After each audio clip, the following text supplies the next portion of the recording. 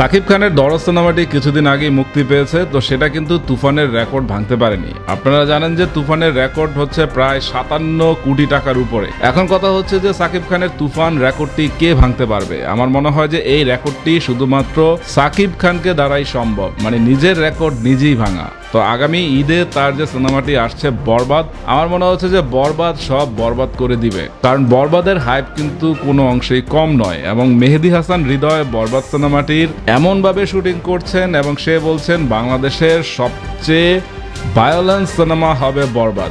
এখন আমরা কথা এবং কাজে মিল দেখতে চাই যে মেহেদী হাসান হৃদয় বরবাদের এমন কোনো টিজার আমাদের দেখাবেন যাতে আমরা সত্যি সত্যি ধারণা করতে পারি যে হ্যাঁ, বরবাদ সিনেমাটি তুফানের রেকর্ড ভেঙে দিতে সক্ষম। এবং এই সিনেমাতে সাকিব খানের লুক কিন্তু দর্শকদের পছন্দ হয়েছে এবং আমার নিজের কাছেও পছন্দ হয়েছে, যদিও সাকিব খানের এই লুকটি ইয়াশের টক্সিক সিনেমার সাথে কিছুটা মিলে যায়। তো যাই হোক, বরবাদ সিনেমা নিয়ে আমরা আশাবাদী থাকতে চাই যে মেহেদী হাসান হৃদয় সাকিব খানকে এমন জায়গায় নিয়ে যাবে যাতে তার তুফান ক্যারেক্টারটি বরবাদ নামক ক্যারেক্টারটি খেয়ে দিতে পারে।